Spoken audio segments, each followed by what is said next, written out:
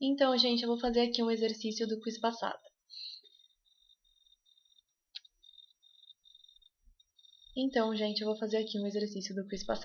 Ele é bem assim. Considere a função f de xy igual a e elevado a menos x quadrado menos y quadrado, onde x é igual a xt, y igual a yt, são funções desconhecidas de uma variável t. Aí o que ele fala? Questão A. Calcule df dt em termos de x, y, dx dt e dy dt. O que a gente tem aqui? A gente tem uma função de x e y e ele está pedindo para a gente calcular df dt. O que é isso? Regra da cadeia. Então vamos lá. A gente sabe, nós temos a nossa função e a gente sabe que a regra da cadeia é assim.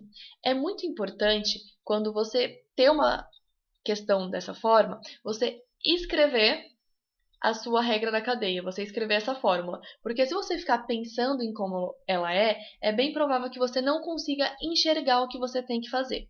Então vamos lá. Eu consigo calcular dx dt? Não, porque ele diz que é uma função desconhecida. Eu consigo calcular dy dt?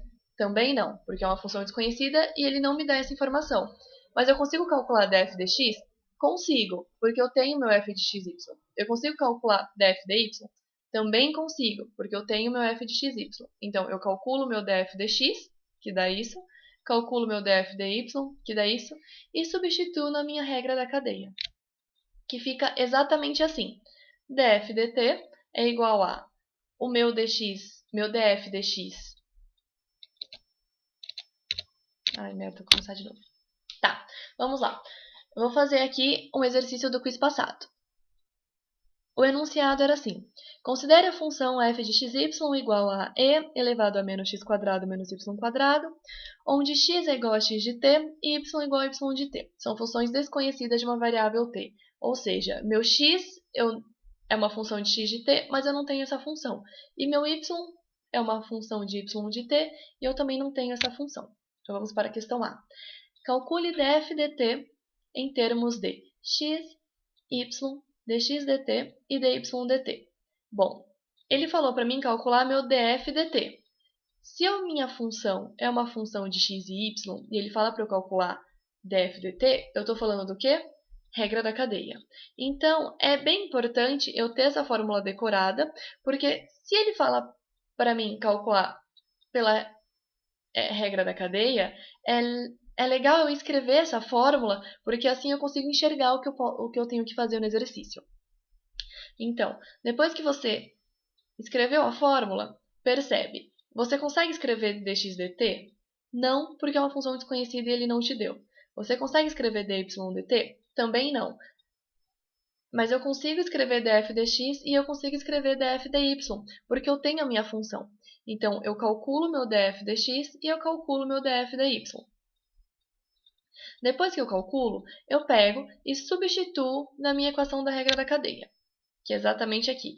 df dt é igual ao o resultado da minha equação df dx vezes dx dt, mais o resultado da minha equação df dy vezes dy dt.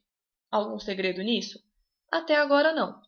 Mas nota que eu consigo colocar em evidência esse meu e elevado a menos x quadrado menos y quadrado e o menos 2, eu consigo colocar em evidência nessas duas partes. Então, o que eu faço? Coloco em evidência.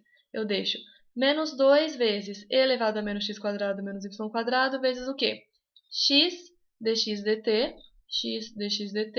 mais y vezes dy dt. Y vezes y dt. Pronto. Resolvi minha equação, resolvi a minha questão. Era só isso, gente. É bem simples. Você só tinha que perceber que você tinha que substituir as coisas que você conseguia substituir na sua regra da cadeia e depois isolar. Porque o que ele pedia lá anteriormente? Calcular em termos de x, y, dx dt e dy dt. Eu estou calculando meu df dt em termos de x, y, dx dt e dy dt. É isso. Não tinha mais nada para fazer. O exercício já está pronto. Você já ganhava 1,5 ponto.